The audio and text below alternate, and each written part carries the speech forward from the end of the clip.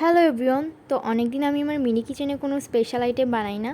তো আজকে শুক্রবার উপলক্ষে ভাবলাম আমার মিনি কিচেনে কিছু স্পেশাল আইটেম বানাই।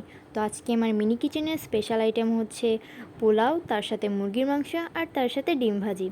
তো আমি ডিমটা আগে সিদ্ধ হতে দিয়ে দিয়েছি, আর এই সময়ের মধ্যে আমি বেরেস্তাটা করে নিলাম পোলাওয়ের জন্য। এখন ডিমটা যেহেতু সিদ্ধ হয়ে গিয়েছে, আমি পাতিলে পানি দিয়ে ওর ভিতর যেসব শুকনো মশলা লাগে ওগুলো দিলাম। তারপরে এটার ভিতর তেল দিয়ে আর যেসব বাটা মশলা ওগুলো দিয়ে ভালোভাবে একটু নেড়ে চেড়ে আমি ওর ভিতরে চাউলটা দিয়ে দিলাম। তো আমি বসা থেকে চাউলটা নামিয়ে ওটা ভালোভাবে ধুয়ে নিয়েছি। এখন আমি এই চাউলটা দিয়ে দিচ্ছি পানির ভিতর। এটা ভালোভাবে হোক, এটা হতে তো টাইম লাগবে। তো এতক্ষণে আমি মুরগির মাংসটা করে নিই।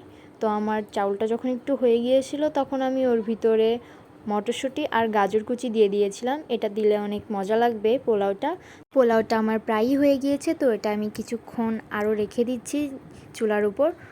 যেহেতু এর চাউলটা মনে হচ্ছে একটু ভালো করে হয়নি, তো এতক্ষণে আমি মুরগির মাংসটা করে নেব। মুরগির মাংসের ভিতর পেঁয়াজ আর রসুন কুচি দিয়ে ওটা একটু লাল লাল হয়ে আসলে ওর ভিতর সব ধরনের গুঁড়া মশলা দিয়ে ওটা আমি ভালোভাবে একটু কষিয়ে নিয়েছি। তারপর আমি মুরগির মাংসগুলো দিয়ে ওটা একটু নাড়াচাড়া করে নিয়েছি।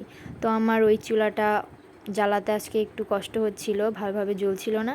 তাই আমি আমার এই ছোটো মোমের চুলাটাই দিয়ে দিয়েছি। মানে এতে আগুন এত ভালো জ্বলে, খালি এদিক ওদিক খালি ঘুরতে থাকে আগুনটা। তো এই চুলাটা যেহেতু এত ভালো জ্বলে তাই এটাই দিয়ে দিয়েছি, কোনো ঝামেলা নেই। তো মুরগিটা যতক্ষণে একটু কষানো হচ্ছে ততক্ষণে আমি ডিমটা ছুলে নিয়েছি, আর আমার পোলাওয়ের উপর বেরেস্তাটা আমি ভালোভাবে সাজিয়ে দিয়েছি, যেহেতু বেরেস্তাটা আগে থেকে করে রেখেছিলাম। তো আমার মুরগির মাংসটা কষানো হয়ে গিয়েছে। তো এখন আমি সিদ্ধ হওয়ার জন্য পানি দিয়ে এটা সিদ্ধ হওয়ার জন্য রেখে দিচ্ছি ঢাকনা দিয়ে। তো এটা সিদ্ধ হয়ে গিয়েছে। তো এর ভিতরে আমি গরম মশলাটা দিয়ে ভালোভাবে একটু নেড়েচেড়ে এটা আমি নামিয়ে নিচ্ছি। তো আমার মুরগির মাংসটা একদম পারফেক্টলি হয়ে গিয়েছে। তো আমি এটা এখন নামিয়ে নিলাম।